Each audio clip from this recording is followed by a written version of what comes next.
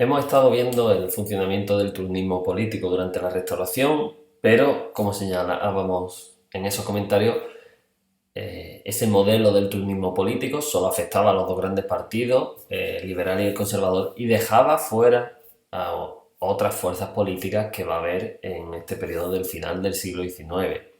Tenemos fuerzas que vienen ya de épocas anteriores, como los republicanos, que ahora se dividirán en distintas tendencias, los posibilistas, progresistas, unitarios, federales.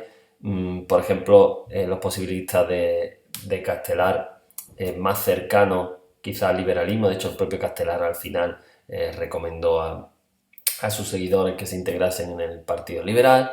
Pero bueno, distintas tendencias que representaban pues desde pequeños burgueses a trabajadores industriales. Teníamos también a los carlistas, que ahora lo veremos, van a sufrir cierta decadencia y escisiones, desde una versión aún más integrista como puede ser la de Ramón Nocedal, a una visión católica que apuesta por entrar en el modelo de la restauración como la de Alejandro Pidal, la Unión Católica. Representan pues al clero, a clase alta, a clases medias rurales, sobre todo de determinadas zonas de Cataluña o del País Vasco sobre todo.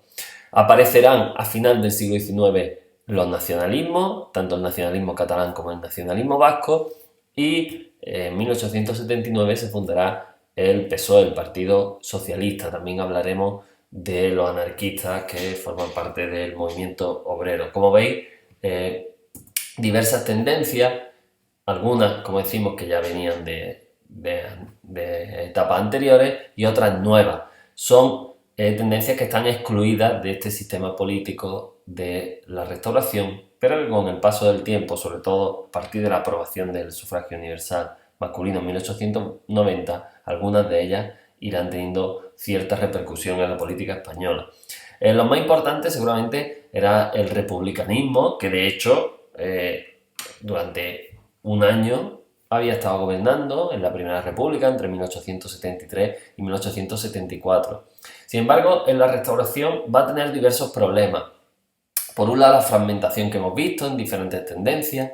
Por otro lado, sobre todo también que la diversa composición social, lo cual le hace difícil unificar un mensaje que llegue claro y que sea aceptado por todos sus votantes, porque tenemos desde clases liberales formadas en las ciudades hasta proletariado industrial. Por lo tanto, son, pasando por otros modelos, son clases o sectores sociales con intereses distintos a los que no es fácil dar un mensaje coherente. Por otro lado, hubo cierta represión y persecución sobre el republicanismo en los primeros gobiernos de Cánovas, y esto pues debilitará también a este movimiento. En general, lo que sí defienden casi todas las tendencias del republicanismo, pues obviamente una defensa de la república como forma de Estado, que establezca una soberanía nacional, que haga importantes reformas en lo social, pues que el Estado intervenga para mejorar la vida de la gente, que se den créditos baratos, la supresión de quintas, etc. En general, tienen una gran fe en el progreso y son básicamente anticlericales. Como decía anteriormente, a partir de la aprobación del sufragio universal masculino en 1890, el republicanismo obtendrá, dependiendo en qué elecciones, si están más o menos organizados, obtendrá algunos diputados, sobre todo en las ciudades, donde el caciquismo tiene más difícil manipular los resultados electorales. Aquí tenemos pues, figuras importantes del republicanismo que vienen de épocas anteriores, como Castelar, Pi, Margal o Ruiz Zorrilla. Poco a poco irán apareciendo nuevas figuras a finales del siglo XIX, principios del XX, como Blasco Ibáñez, cuando estos personajes pues, vayan muriendo o retirándose de la vida política. Aparte de el republicanismo, que sería digamos un movimiento de izquierda, pues en el otro espectro, en la derecha más conservadora, aún continuaba el carlismo, aunque sí que es verdad que entrará en una crisis muy importante en la Restauración, es derrotada por tercera vez en la Tercera Guerra Carlista, y además uno de sus grandes puntos de apoyo, que era la religión, se ve debilitado porque la Restauración pactará, el modelo político de la Restauración pactará con la Iglesia, será un modelo conservador, muy cercano a los postulados de la Iglesia, que en ese sentido, en ese aspecto social, pues quitará algunos argumentos al modelo carlista. También las propias escisiones, es decir, esos grupos que se separan, como los integristas de Ramón Nocedal, que consideran que el carlismo puro se está debilitando, está siendo demasiado cercano a la restauración y que hay que estar mucho más en contra, pues debilitará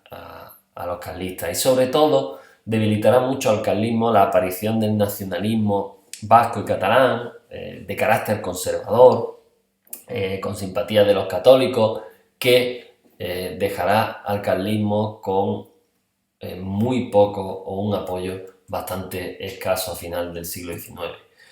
En cuanto al movimiento obrero, pues bueno, el movimiento obrero surge o llega a España, como sabéis, con el sexenio democrático, con las libertades que permite el sexenio democrático. A partir de la ley de asociaciones, es del 87, no del 81, se permitirán formar legalmente asociaciones obreras, lo que dará un gran empuje a este movimiento. Básicamente el movimiento obrero sería el anarquismo y el socialismo.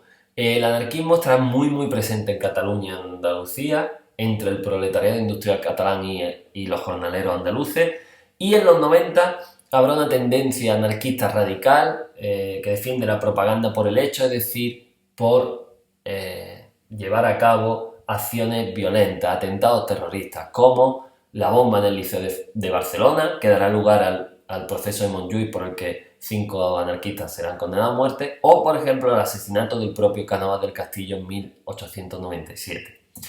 En cuanto al socialismo, es más minoritario que el anarquismo, se concentra sobre todo en Madrid, País Vasco y Asturias, entre trabajadores industriales, entre tipógrafos, como era el propio Pablo Iglesias, que será el fundador del Partido Socialista Obrero Español, el PSOE, en 1879. Obviamente un PSOE muy diferente al actual, en ese momento sí es un partido socialista. Se fundará también un sindicato posteriormente que hoy sigue vigente, como la UGT.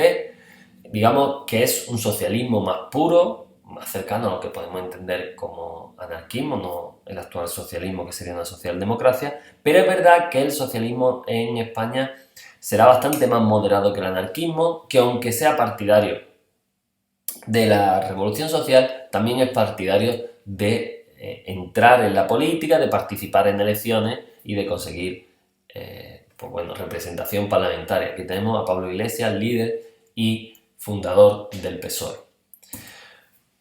En este vídeo podéis ver también, pues bueno, un poco una descripción y una caracterización del movimiento obrero en esta época del siglo XIX.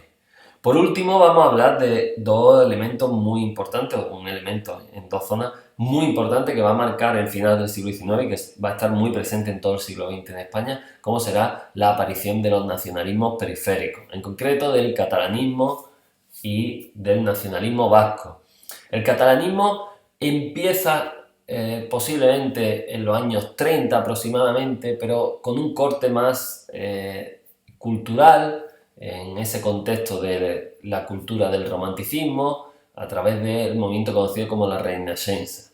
Serán las dos últimas décadas cuando sí adopte un perfil mucho más político. Primero, desde una perspectiva más izquierdista, federal, republicana, a través de Valentí Almirall, que era un antiguo republicano federal, que impulsa el centre catalán y que presenta a Alfonso XII el Memorial de Gros, el Memorial de Agravios, para protestar por determinados elementos, como podía ser la creación de un nuevo código civil que dejase el derecho civil catalán un poco en suspenso, o el pacto comercial con Gran Bretaña que podía perjudicar a la industria catalana. Digamos que ese primer acercamiento del catalanismo desde una perspectiva de izquierda con Valentí Almirall, pero después virará hacia un modelo más conservador, de corte católico, de una burguesía más conservadora, a través de personajes como Prat de la Riba, que será uno de los fundadores de la Unión Catalanista, que presentará las bases de Manresa, quizá el primer gran escrito de corte autonomista o nacionalista que aparece en España, y finalmente desembocará el gran partido que será la Lliga Regionalista, liderada por Francesc Cambó. Serán partidos que representen a la burguesía catalana que a partir de la crisis de Cuba, la crisis del modelo político de la Restauración, empieza a considerar que sus intereses serán mejor defendidos con una Cataluña que tenga mucha más autonomía, quizás no diríamos independencia. Muchos de ellos optaban por el modelo del Imperio Austrohúngaro, casi un modelo confederal de igual a igual entre España y Cataluña. Aquí tenéis a estos personajes que hemos mencionado: Valentí Almirall, Prat de la Riba o Francesc Cambó. Por último, el nacionalismo vasco, que se desarrolla a través de Sabino Arana, que es el fundador del Partido Nacionalista Vasco. Un movimiento de carácter muy conservador, que de hecho atraerá a muchísimos carlistas, y que, bueno, básicamente pretende la defensa de la lengua, la cultura, incluso la etnia, porque considera que la etnia vasca es diferente al resto de España. Como veis, su lema, Dios y las antiguas leyes, se parece bastante a ese Dios patria fuera de los carlistas. Será un movimiento que ataque, como decimos, tanto a las clases dirigentes, porque están acabando con esa sociedad tradicional, como a esos obreros que están emigrando al País Vasco y que perturban el orden y también acaban con la sociedad vasca. Aquí tenéis, pues bueno, una de las declaraciones de Sabino Arana, que como veis no es un personaje precisamente progresista.